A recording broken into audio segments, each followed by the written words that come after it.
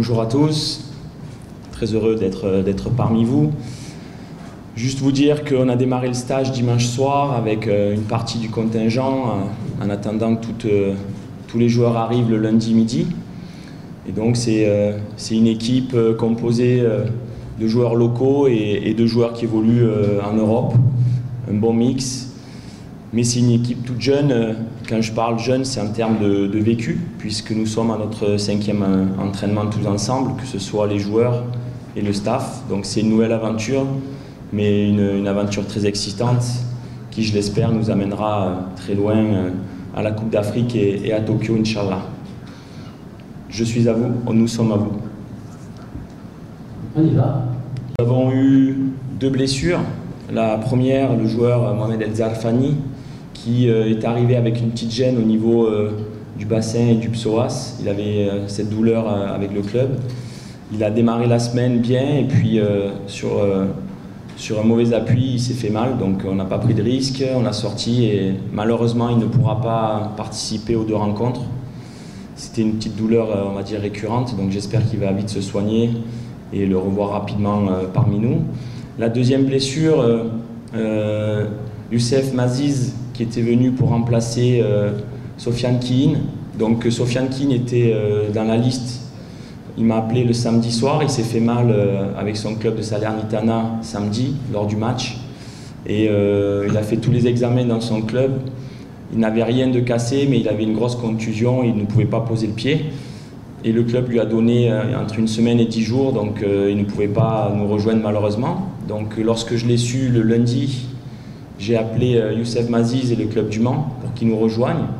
Il est arrivé mardi et l'après-midi nous avions une opposition, une mise en place avec tous les joueurs et il a joué 20 minutes et sur un appui il s'est fait mal aux adducteurs. Donc malheureusement, voilà, c'est les aléas du football, c'est la fatalité. Nous sommes déçus pour ces 2 joueurs et pour Keane qui n'a pas pu nous rejoindre.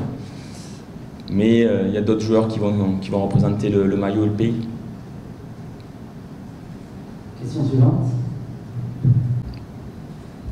Je pense que, comme vous dites si bien, c'est une équipe qui n'aurait pas dû être à ce tour, puisque a priori on était éliminé. C'est peut-être un signe fort, si on est là, c'est qu'on a quelque chose à dire et à faire ensemble. C'est un nouveau groupe, comme j'ai dit lors de l'introduction. Je connais, j'ai pu me faire une idée il y a 15 jours en organisant un stage avec pas mal de locaux et puis des joueurs qui venaient d'Espagne ou de France ou d'Angleterre que les clubs ont pu libérer. Ça m'a permis déjà de me faire une idée de ce niveau U23, puisqu'étant depuis plus de 10 ans avec les équipes A des équipes nationales, il faut rapidement avoir un visu de ce que peut être le football en U23. Donc ce stage de 10 jours a été très important. Plus aujourd'hui les joueurs qui viennent d'Europe, qui viennent apporter une valeur ajoutée sur le papier, mais c'est jamais évident. Lorsque c'est une équipe, comme je vous dis, c'est notre 5e entraînement, donc on n'a pas beaucoup de temps, mais les joueurs adhèrent au projet, donc c'est déjà une force importante. Majoritairement de ces joueurs U23 jouent dans leur club, que ce soit en Botola ou en Europe, donc c'est déjà aussi une force. Donc on va essayer de continuer ce travail qu'on fait depuis que je suis moi au Maroc, depuis 3 ans et demi, c'est de travailler ensemble comme une famille, comme un groupe, et puis bien aborder ce match à domicile. C'est déjà quelque chose d'important de faire un bon match à domicile. Le premier message fort, c'est justement, vous dites si bien, d'avoir les 3 équipes réunies, mais ce n'est pas un hasard, on l'a souhaité. C'est important que chaque équipe qui joue soit supportée et supervisée par tous les staffs. Donc cet après-midi, l'équipe du Tchad, c'est bien que le sélectionneur puisse avoir un œil dessus. Nous, lorsqu'on va jouer, c'est très bien que le sélectionneur puisse venir nous voir et nous également d'aller supporter les Lions de l'Atlas. Lorsqu'on dit une famille, c'est facile de le dire, mais il faut le montrer. Et je pense que le fait que les 3 équipes soient réunies à Marrakech, très proches, que ce soit les installations sportives ou les hôtels, nous permettent de nous voir. On se voit le soir, on se croise, on se salue. Et je pense que les joueurs, que ce soit les U23, l'équipe du Tchad ou l'équipe A, se sentent encerclés de toute la fédération et de tous les staffs. Donc c'est un signe fort. Je l'ai souhaité. Pour tout vous dire, on devait faire le stage sur Rabat, jouer dans un stade un petit peu plus petit, de manière à le remplir plus facilement avec les U23. Mais lorsque j'ai su que l'équipe A venait à Marrakech, j'ai demandé à notre président et aux dirigeants de nous faire suivre pour qu'on soit ensemble, pour qu'on aille les voir, et puis pour qu'ils puissent venir nous voir, parce que dans cette équipe U23, il y a quand même 4-5 joueurs qui ont déjà un pied et demi, voire deux en A jusqu'à présent. Ils ont fait une Coupe du Monde, ils ont fait 2 CAN, donc c'est pas rien.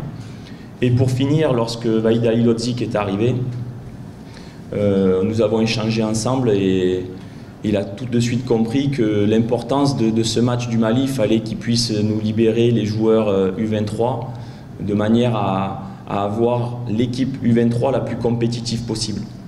Donc je le remercie et je remercie la fédération de nous mettre dans les meilleures conditions, comme si on était avec l'équipe A.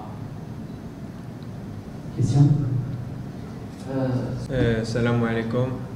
Lugul, solo quiero decir que estamos aquí para lo mismo. Los jugadores que hemos bajado estamos para jugar no solo para la absoluta, sino estamos jugando para un país, y la verdad que estamos muy contentos de estar aquí todos. Solo queremos ayudar y vamos a dar todo lo mejor de nosotros, como hacemos en nuestros clubes y como hacemos cuando estamos en la absoluta, para intentar clasificarnos. احنا كلاعبين كنعملوا نفسنا يعني راه اشاره لجميع المنتخبات الوطنيه. احنا يعني ماشي لاعبين ديال المنتخب الاول فقط. المجيء ديالنا للمنتخب الاولمبي يعني كان بواحد جينا بواحد فرح كبير وجينا بواحد الفكره اننا نقدموا واحد الاضافه باش المنتخب ان شاء الله يقدر في كاس افريقيا 23. Oui, c'est une bonne question.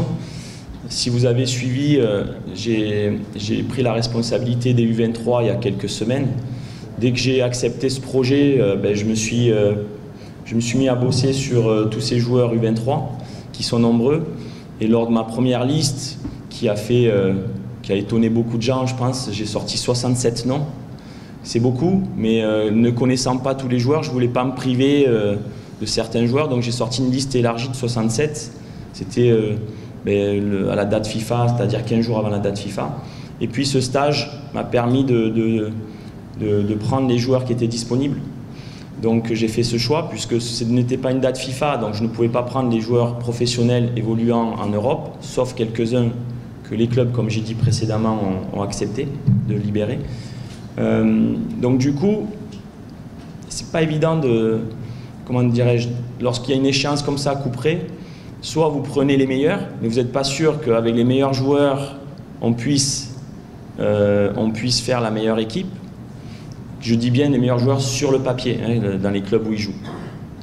Ou soit vous fonctionnez avec des joueurs que vous voyez au quotidien, vous vous rendez compte que ce sont de bons joueurs aussi, même si certains ne jouent pas dans des clubs européens ou autres, mais en tout cas ils jouent dans leur club et il y a une âme. J'ai senti qu'il y avait une âme. Maintenant à moi de mettre en place ces joueurs comme Ashraf, comme Youssef Eneseri, Noussair Mezraoui, Hamza Mendil, Boussoufiane, enfin, voilà, des joueurs qui jouent en Europe. Et il faut que la mayonnaise prenne, il faut que ce soit une équipe compétitive. Voilà. Mais effectivement, on suit.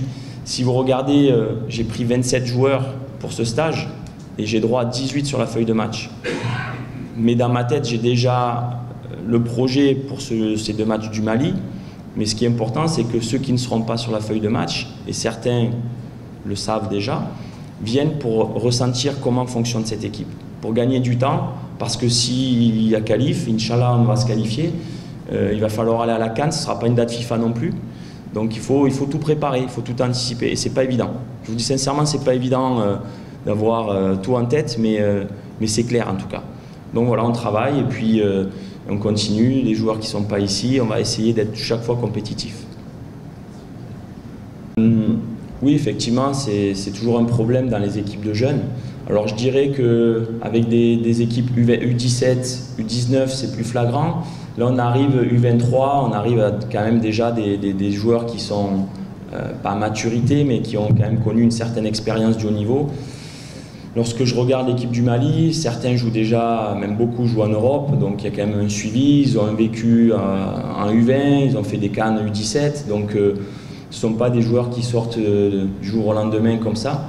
Voilà, mais on sait qu'on est dans un on joue sur un continent où parfois il y a des dates de naissance qui sont trafiquées, mais il faut s'occuper de nous et puis il ne faut pas avoir de complexe et on sera prêt.